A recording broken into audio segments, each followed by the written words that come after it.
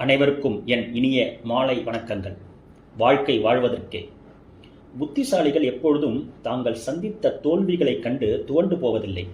கசப்பான அனுபவங்களை எண்ணி மனம் வருந்துவதோ, இலக்கு எட்ட முடியவில்லையே என்று வேதனைப்படுவதோ அவர்களின் இயல்பில்லை. மாறாக அந்த சூழலில் இருந்து எப்படி விரைவாக வெளிவருவது என்று சிந்திப்பார்கள். அடுத்த முயற்சியில் எப்படியாவது வெற்றி பெற வேண்டும் என்று உறுதியோடு முடிவெடுப்பார்கள். ஆனால் பெரும்பாலான மனிதர்கள் ஒரு கசப்பான சூழலை கடக்கும் பொழுதோ அல்லது தோல்வியை எதிர்கொள்ளும் பொழுதோ அதையே நினைத்து திரும்ப திரும்ப வருத்தப்பட்டு கொண்டிருக்கிறார்கள். கடுகு போன்ற சிறிய பிரச்சனையை கூட கற்பனையில் டைனோசர் அளவுக்கு பூதாகரமாக பெரிதுபடுத்துகிறார்கள். ஒரு துணிப்பையின் கொள்ளளவை மீறி அதற்குள் துணியை திணித்துக் கொண்டே இருந்தால் என்னவாகும்? அந்த பை கிழிந்துவிடும். ஒரு சைக்கிளின் டயரில் எவ்வளவுதான் காத்தடிக்கலாம் என்ற அளவு இருக்கிறது. அதை தாண்டி நாம் காத்து அடித்துக் கொண்டே இருந்தால் என்னவாகும்? சைக்கிளின் டியூப் வெடித்துவிடும். அதே போல்தான் மனதிற்குள் தொடர்ச்சியாக எதிர்மறை விஷயத்தை திரும்ப திரும்ப யோசித்துக் கொண்டிருந்தால் நம்மை சுற்றி ஒரு நெகட்டிவ் வட்டம் உருவாகிவிடும். அந்த சிந்தனையே சூறாவளியாகி நம்மை சிதைத்து நாமே உருவாக்கிய ஒரு இருட்டறைக்குள் நம்மை வைத்து பூட்டிவிடும். பிறகு அதிலிருந்து வெளிவர முடியாமல் தவிக்க நேரிடும். சார்லி சாப்ளின் புகழ்பெற்ற நகைச்சுவை நடிகர். அவரை பற்றி நம் அனைவருக்கும் தெரியும். அவர் ஒரு முறை மேடையில் மனிதனுடைய இறுக்கமான மனநிலையையும் அதனுடைய தாக்கத்தையும் பற்றி அவருடைய பாணியிலேயே ஒரு அருமையான விளக்கம் கொடுத்தார். ஒரு முறை அவருடைய மேடை நாடகம் நடந்து கொண்டிருந்த பொழுது அவர் மிக அற்புதமாக ஒரு நகைச்சுவை காட்சியை நடித்து காட்டினார். அதை பார்த்த பார்வையாளர்கள் அனைவரும் எழுந்து நின்று கைத்தட்டி பாராட்டினர். உடனே சாப்ளின் அதே காட்சியை மீண்டும் ஒரு முறை நடித்து காட்டினார். இந்த முறையும் அனைவரும் எழுந்து நின்று கைத்தட்டினர். இப்படியே 4, 5, 6 முறை அதே காட்சியை திரும்ப திரும்ப செய்து காட்டினார். முதல் சில முறைகள் கைத்தட்டின ரசிகர்கள் போக போக கைத்தட்டுவதை நிறுத்தினர். இறுதியில் ஒரு சிலர் மட்டுமே கைத்தட்டினர். அப்பொழுது நடிப்பை நிறுத்திய சாப்ளின் பார்வையாளர்களை பார்த்து ஒரு கேள்வியை கேட்டார். நான் நடித்தது ஒரு நகைச்சுவை காட்சி.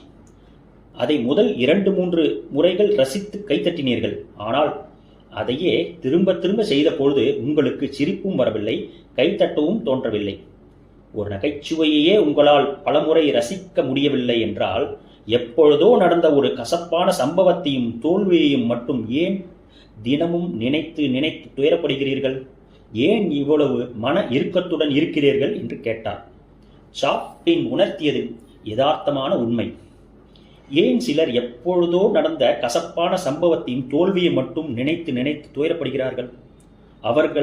அவர்களை ஏன் கவலை என்னும் சிறைக்குள் தன்னைத்தானே அடைத்து வைத்துக் கொள்கிறார்கள்? சற்று சிந்தியுங்கள். நாம் வாழ்க்கையை மிகவும் யதார்த்தமாக எடுத்துக்கொள்ள பழக வேண்டும்.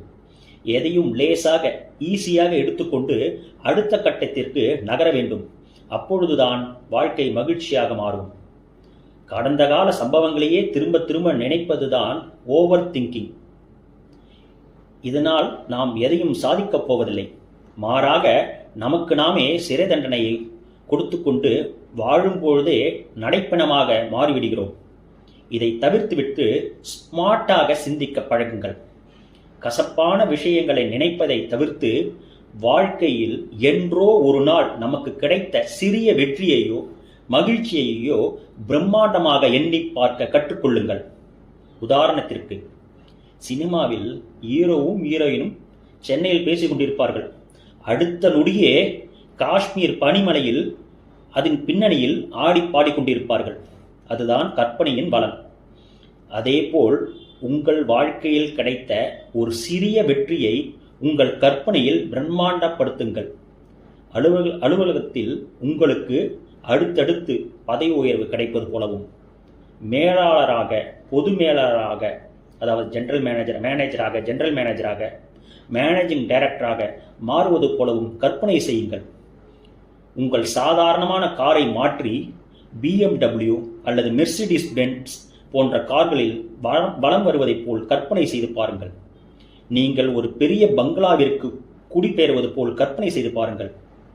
இவ்வாறாக கற்பனை செய்து பார்க்கும் பொழுது உங்கள் மனம் ஆனந்தத்தில் துள்ளி கூத்தாடும்.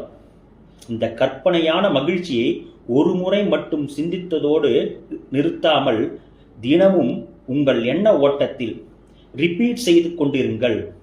இப்படி செய்யும் பொழுது முன்பு எதிர்மறை எண்ணங்களால் ஏற்பட்ட பாதிப்புகள் நீங்கி உங்களுக்குள் ஒரு நேர்மறை, அதாவது பாசிட்டிவ் எனர்ஜி உருவாகும், நேர்மறை ஆற்றல் உருவாகும். இது உங்களை வெற்றியை நோக்கி ஓட வைக்கும். அந்த வெற்றிக்கு தேவையான யுக்திகளை மற்றும் செயல்பாடுகளை பற்றி உங்கள் மனம் தானாகவே யோசிக்கத் தொடங்கும்.